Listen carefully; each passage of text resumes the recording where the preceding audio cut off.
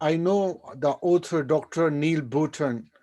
Neil Bhutan, he's a psychiatrist. He lives in Oxford as well.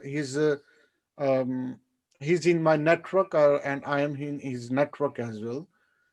He wrote a book, amazing, Hide and Seek, and in which he written amazing concept. One of the concept, he says how our mind try to deceive us, and sometimes we start to go in denial situation. Yeah, like in the meeting today, we were discussing that many people of the world are in denial situation, that there is no COVID-19, there is no coronavirus, everything is plotted, and that's all staging, is all stage, and we are denying the fact. How is it possible? How I can is possible I cannot go to my office? How is it possible that I'm going to be poor? How is it possible that some virus can kill me or my society, and we are going and close in our homes and stuff? I mean, we are continuously, like I said, in that denial mode as a overall uh, old society. Obviously, that's uh, therefore, because there are thoughts and emotions related with that feeling of COVID-19. And many people, when they listen or they heard any breaking news, or they come across some ultimate reality, they start to refuse it. Yeah. And in this paragraph, we will read two, three paragraph. He tells a story of a real story uh, of two British daughters whose mom died, but they did not bury the body of their mom, and they changed the coffin many years, and they used to the both daughter used to give money to the person that who used to change the coffin every after every week, and stop the bad smell from the body, from the corpse. And but they did not bury their mom's dead body, for 10 years probably. And so many, I think, many million pound they invest, they pay to the person who was protecting the body, but eventually that body has to decay.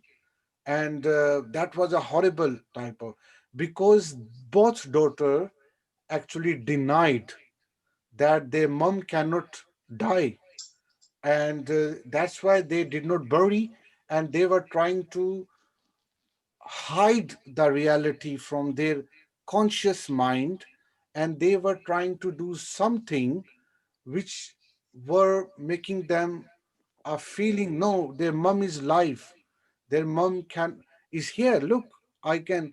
So I mean, it's a very pathetic story. uh, so that's he has written in the book. So we will try to read that story.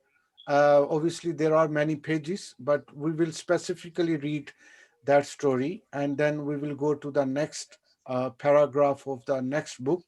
We'll try to understand emotions and the thoughts. So, if Jenny can read it for this uh, from the second paragraph. Actually, yeah, an example of denial is a physician who ignores the classic signs and symptoms of a heart attack, uh, crushing central chest pain radiating into the left arm, associating with the sweating, shortness of breath, and nausea, and casually carries on with his game of golf. A lot of people, they denial. They don't want to trigger their emotions, and that they try to deceive their mind. Actually, their conscious try to deceive the mind to build some a new fake reality, so that you absolutely deny the situation and think that that's nothing has happened. And that's we call it negative hallucination.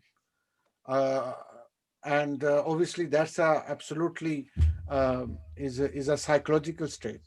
So if you can read the next paragraph about a story. Here is a second, much more vivid, not to say sordid, example of denial. Some years ago, the British press reported on an unusually, is that macabre story? Is that how you say that? uh, yeah, yeah, that's right. 10 years earlier, an elderly widow died from an embolism. But the widow's two middle aged daughters queried this cause of death and asked the funeral parlor to keep their mother's cadaver in a cold storage while they sought to obtain a second opinion. 10 years later, the cadaver had still not been interred. Instead, the daughters had been visiting the cadaver at regular intervals, Hmm. each time asking for it to be removed from cold storage and displayed in a chapel of rest. The younger sister, a bank worker, sat with the cadaver every Saturday at lunchtime. The elder sister, a caterer, visited separately to touch up her mom's lipstick and foundation and place fresh padding in her stomach cavity. With the passing years, the cadaver had decomposed into little more than a skeleton with a piece of stretched, scaly skin over the head and the upper body. This unconventional, although entirely legal arrangement had so far cost the sisters 5 figures in fees, replacement coffins, and makeup. The source from within the family told the press they don't seem to think that what they're doing is in any way bizarre, but it's disturbing. The local vicar added, I did not know this was happening, but I worry what this is going to do to the two daughters. They are in denial and it cannot be helping them in their grieving process. Perhaps they are numb to it now after 10 years, but I hope it ends for their sake. I have never heard of anything like this before. It is not like visiting a grave at all, it is denial that death has happened. In her classic of 1969 on death and dying, the psychiatrist Elizabeth Kubler-Ross introduced a model of bereavement that is commonly referred to as the 5 stages of grief. This Yeah, model describes in 5 discrete stages a process by which people react to grief and tragedy. yeah, obviously we are not going to discuss about bereavement process and stuff, but the mainly thing what I'm trying to say, if we cannot identify, and I'm if we are not aware of our emotions and connection with our thoughts, what we call it self-aware, then we can make trouble for ourselves and also to the external reality out there. And that's happened in case of these two daughters. uh, so I'm going to